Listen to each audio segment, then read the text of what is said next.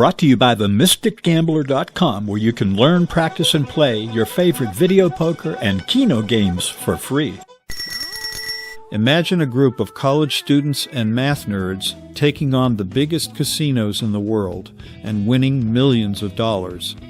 Not by cheating, not by luck, but by turning blackjack into a predictable business. This is the story of the MIT Blackjack team.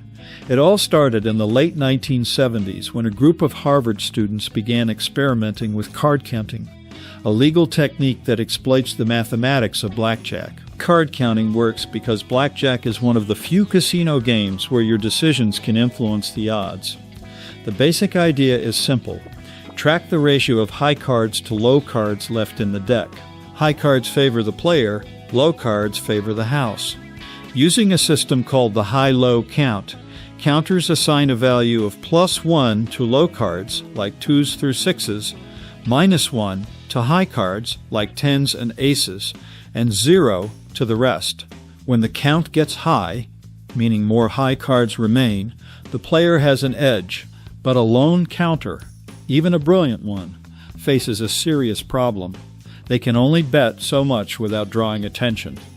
That's where the MIT team took things to the next level. In 1980, Bill Kaplan, a Harvard Business School graduate who had already run a successful blackjack team in Las Vegas, joined forces with J.P. Masser and a core group of MIT students. Kaplan brought structure and discipline, transforming a loose collection of counters into a professional organization. The team's genius lay in its division of labor. They created a system with distinct roles, each designed to maximize their advantage while minimizing risk.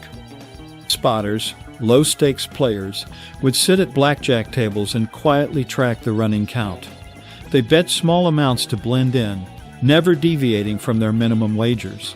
When the count turned favorable, meaning the deck was rich in high cards, a spotter would send a discreet signal to a big player. The player would then swoop in, casually take a seat, and ramp up the bets, exploiting that rich deck to the fullest.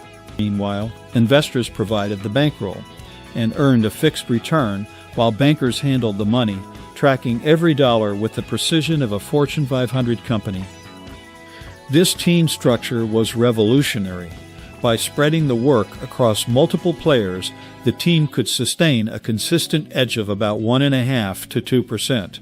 Small on any single hand, but devastating over thousands of hands.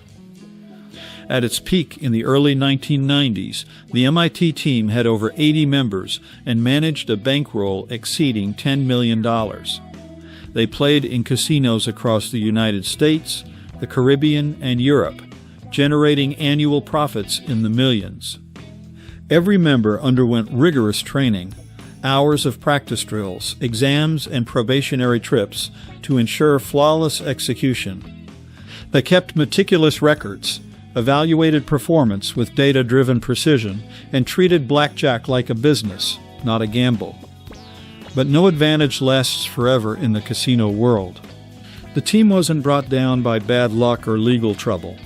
Card counting is perfectly legal. With their large bankroll and conservative play, they were never at serious risk of going broke. Instead, the casinos fought back with a combination of brute force and technological innovation. First, they got ruthless about barring players. Casino pit bosses, surveillance teams, and computer algorithms became obsessed with identifying counters. Players who spread their bets too aggressively or showed other tells were backed off, told to leave and never return, or fully trespassed. Team members found themselves blacklisted across entire casino chains. Then came the countermeasures that hit hardest: reduced deck penetration and automatic shufflers. In blackjack, the power of card counting depends on playing through as much of the shoe as possible before it's reshuffled. The deeper the penetration, the more hands you get from favorable decks. But casinos started shuffling much earlier, sometimes after just 75% of the cards were dealt, and introduced continuous shufflers that automatically recycled played cards back into the deck. These devices slashed the number of hands available from rich decks, effectively neutering the team's edge. On top of that, the operational challenges mounted. Keeping dozens of players trained, motivated, and available became a logistical nightmare as the best counters were banned everywhere they went. Expenses skyrocketed. Travel, hotels, disguises, false identities, all to squeeze out fewer and fewer playable opportunities. And they weren't alone anymore. Other professional teams had adopted the same strategies, further crowding the field. By the mid-90s, the MIT Blackjack team faced an inescapable reality. Without deep deck penetration, card counting simply doesn't work at scale.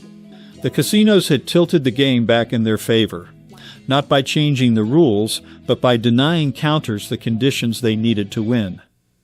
The team quietly disbanded, its members scattering to careers in finance, technology, and other ventures. The story of the MIT Blackjack team is a testament to the power of mathematics and disciplined execution. They proved that, for a time, it was possible to beat the casinos at their own game by harnessing the law of large numbers. Given enough hands and a persistent edge, the math becomes inevitable. But it's also a reminder that casinos are not in the business of losing. They will adapt, innovate, and defend their bottom line with every tool at their disposal. The MIT team showed the world that blackjack could be beaten. But in the end, they also prove that no edge, however brilliant, is permanent. The house always finds a way to fight back. In a coming video, we'll see how casinos have battled against video poker players who also exploit a mathematical advantage. So be sure to like and subscribe now so you don't miss it. Thanks for watching, and may the good news be yours. Brought to you by TheMysticGambler.com, where you can learn, practice, and play your favorite video poker and keno games for free.